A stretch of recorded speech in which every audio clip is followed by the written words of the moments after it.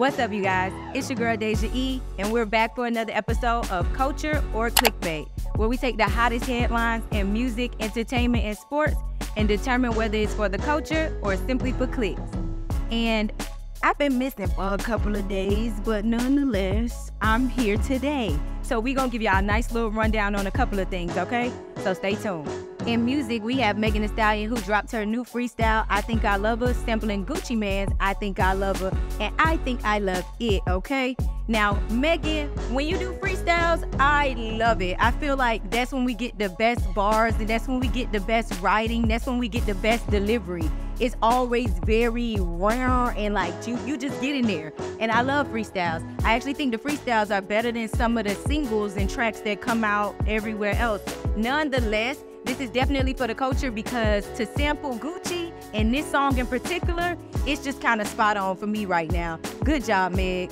Kehlani dances through her new music video, After Hours, and it's super cute. Y'all can take a look right here.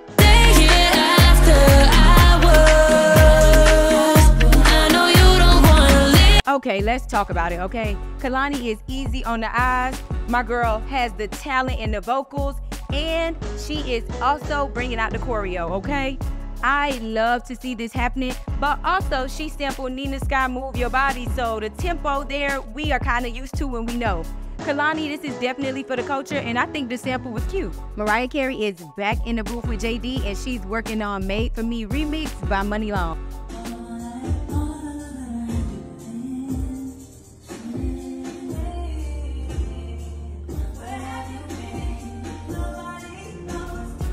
And this right here is definitely for the culture for me, okay?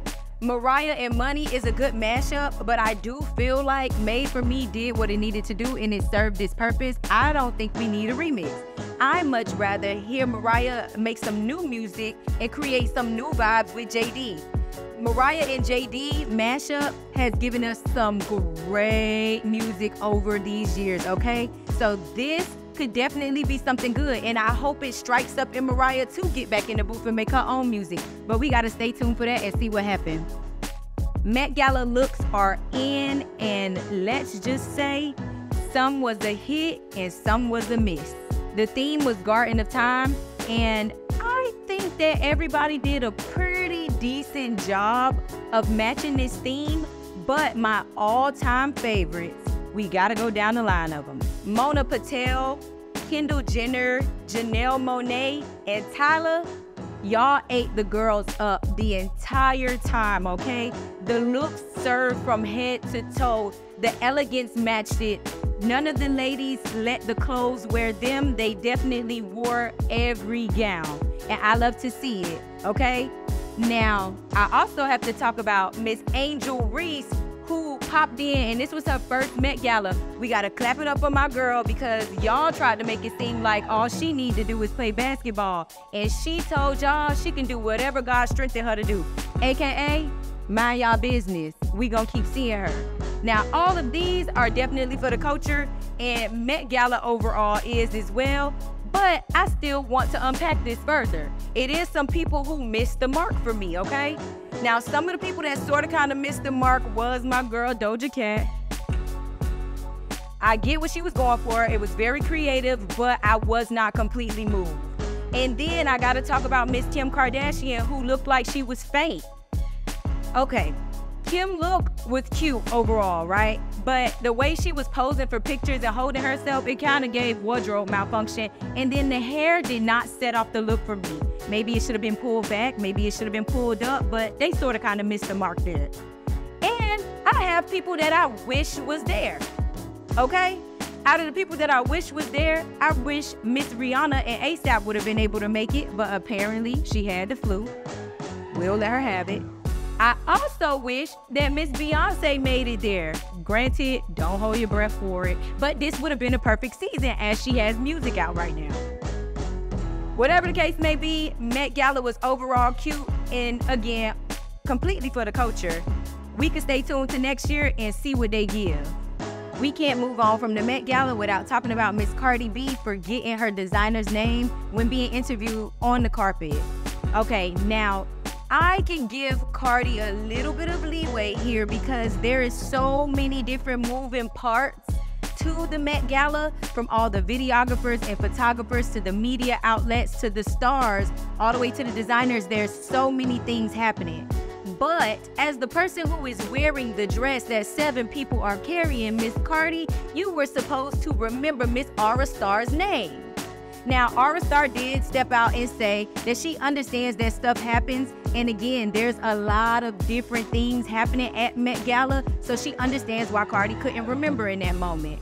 Shout out to you, Miss Aura Starr, for being a good sport. It's definitely for the culture that you're being a good sport at the fact that she forgot your name. But Cardi, come on now. As the person who was wearing the dress, you have to promote and remember the designer. That's the whole point. Drake's security guard is in critical condition after being shot outside of Drake's Toronto home earlier this week. So what I can say is, I feel like you're probably thinking it, I'm probably thinking it, none of us really want to say it, and we don't really know. There's a possibility that this could have transpired from all of the debacle that's going on right now with Drake and Kendrick, with all this dissent and the camps being at odds. But then this could also just be somebody who's simply a supporter and decided to take things in their own hand. Allegedly, it was a drive-by shooting where Drake's security, who was standing outside of his home, was hit multiple times. Now, this is definitely not clickbait or cultural because somebody's life is on the line as we speak. And we do not condone violence here, neither do we condone gun violence. Now, I do want to see this end in a peaceful manner, and I do want to see this end at a good common ground. But I also want to send prayers to the young man who was shot outside of Drake's home. We hope that you recover, and we hope that you are okay. Ja Rule is doing great things in the community right now, as he recently hosted a Mother's Day luncheon for mothers who have been affected by the criminal justice system. He took care of 40 families and moms, and he teamed up with the Reform Alliance as well as the Ladies of Hope Ministry to put on this event. Now, definitely, this is 100% for the culture because there have been so many Black families that have been dismantled behind the criminal justice system. And to give these mothers and families their flowers during this season as Mother's Day approach is perfect timing. I think it's a great way to get in the community and to give back as somebody who has major influence.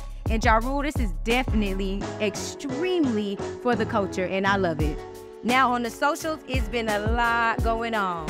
But recently, we had a viral video of a former principal and former teacher coming out and saying that the literacy rate of children in school right now is declining terribly.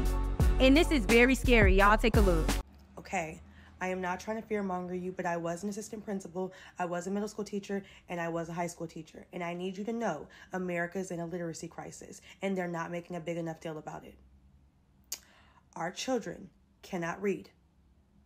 Our children cannot read, let alone writing a paragraph, let alone comprehension. They cannot read. They do not know how to sound words out. They were not taught that. And if you're wondering, well, then why does my kid just keep getting passed on to the next grade? Because that's what they're doing now. They're not holding the children back. They're moving them on. They're graduating them, knowing that your child is illiterate. Our next change makers, our next lawmakers, our next voters cannot read. I beg of you, take the tablets and the cell phones away. No, y'all, can we talk about it? Can we please talk about it? Let's take a moment to discuss. Let's take a moment to debrief. Let's take a moment to unpack. So I'm not really understanding why they're not telling y'all. Like, we all know that the world is behind, like, globally, like, because of the pandemic and stuff. But I don't understand why they're not stressing to y'all how bad it is. Like, I'm not even trying to be funny, but these kids are... I'm going to just say this. I teach 7th grade. They are still performing on the 4th grade level. I don't care how you flip it, turn it, swing it, swindle it. They still performing on the 4th grade level. Ain't nobody talking about how they just keep moving, passing them on. They just keep passing them on, passing them on, passing them on, passing them on, passing them on, passing them on. I can put as many zeros in this grade book as I want to. They're going to move that child to the 8th grade next year. Ain't nobody talking about that. Why they not talking about that? Why they not telling y'all that y'all... And why don't y'all know? Okay. Y'all, come in close. Parents, mainly you. Parents, guardian, or those acting as such. When these kids get out of school, it is your duty to make sure that you are pushing the same things that they learned in school at home. The work does not stop when they get home with you. I don't know if y'all still do the checking of the homework. I don't know if y'all still do the 30 minutes of reading and you gotta write a summary. And not only when you on punishment, baby, just regularly to make sure your child is literate and able to comprehend. The work does not stop when they go home with you. The responsibility is not all on the teacher and on the school system, okay? You cannot put all your eggs in one basket. And as somebody who's not a parent, I'm not a guardian either, I want to talk to us too. Y'all come in close. These are the kids that are going to be our doctors, our lawmakers, our police officers, and they're going to be manning us once we get old, okay? We have an obligation to them as well to make sure we do the same things and fill in the gap where the parents don't make up for it, okay? All right, now that was a serious topic because we have to really think about these kids. We really have to think about their future, and we have to think about how it affects all of us in every area in this world. We need kids to be literate, we need comprehension, and we need understanding. That's actually something that we lack right now as adults, which is showing the trickle-down effect with these kids. Let's get it together. And to this teacher and former principal, this is definitely for the culture for you to speak up because it shows that you actually care about these kids' future. And as we wrap this episode up, I have to talk to y'all about the male teacher that was getting his grades taken out by his female students within the last 10 minutes of class before school was dismissed. Now, y'all in them comments, y'all went in very, very nastily, and I do not care for it, okay? So come in close and let's have another conversation. The first question that I want to pose is, if it was a female teacher, would y'all feel the same? The second question that I want to pose is, what is technically being done wrong here? Now, y'all let me know how y'all feel about that, and I hope to really get some answers from y'all because I'm truly trying to understand. It's your girl, Daysha E, and y'all already know how I do here at the HBUC for Culture or Clickbait, where we take the hottest headlines in music, entertainment, and sports and determine whether it's for the culture or simply for clicks. Y'all come back and see me.